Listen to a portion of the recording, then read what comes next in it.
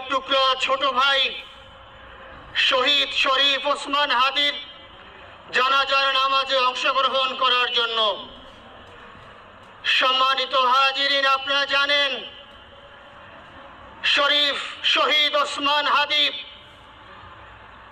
তিনি স্বাধীনতার সার্বভৌমত্ব রক্ষার জন্য এই বাংলাদেশের 18-20 কোটি মানুষের কাছে একটি মেসেজ দিয়েছিলেন কিভাবে একটি স্বাধীনতার সার্বভৌমত্ব রক্ষা করতে হয়।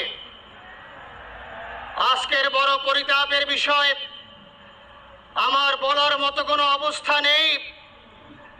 আপনারা জানেন যে শরীফ ওসমান হাদির একটি বাচ্চা মাত্র 8 মাস বয়স।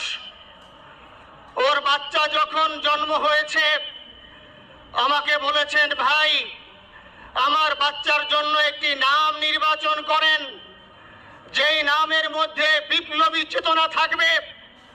আমার সন্তানের জন্য একটি নাম নির্বাচন করেন, যেই নামটা সাহসিকতার পরিচয় বহন করবে। আমি অনেক যাচাই বাছাই করে ওর সন্তানের নাম দিয়েছিলাম ফিরিনাস, বিপ্লবী এবং সাহসী।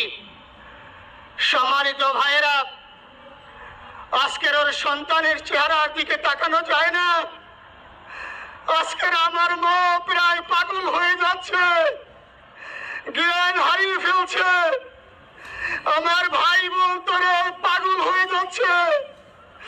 আমার 6 ভাই বোনের মধ্যে সবচেয়ে ছোট ছিল শরীফ ওসমান হাদি। আজকের তার লাশ আমার কাঁধে বহন করতে হচ্ছে। আজকের আপনাদের কাছে আমার কোনো দাবি নাই, শুধু একটি দাবি। 7 থেকে 8 দিন হয়ে গেল দিবালোকে প্রকাশ্যে রাজধানী ঢাকায় জুমার নামাজের পরে খুনি প্রকাশ্যে গুলি করে যদি পার পেয়ে যায়, এর চেয়ে লজ্জার আমাদের আর কিছু নাই। যদি বর্ডার পাস হয়ে যায়, 5 থেকে 7 ঘন্টা সময় তারা কেমন করে গেল, এই প্রশ্ন জাতির কাছে রেখে গেলাম। আমার কোনো চাওয়া পাওয়া নাই। আমার ভাই ওসমান হাদি শহীদ হয়েছে, ওর শহীদি তামান্না ছিল।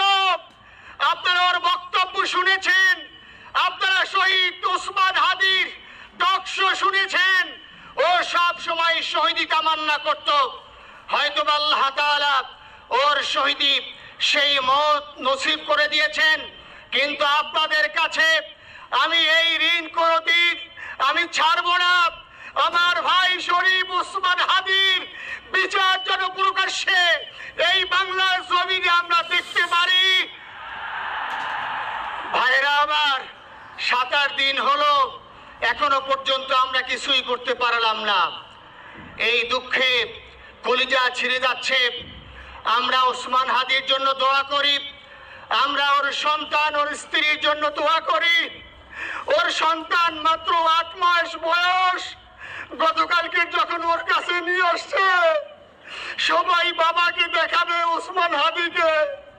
আমি বললাম কি লাভ হবে, ও তো কোনোদিন ওর বাবার চেহারা কথা বলতে পারবে না। ওর ছেলে আর কোনোদিন জানবে না যে আমার বাবা কেমন ছিল। ভাইরা আমার, ওসমান হাদি আর ফিরে আসবে না।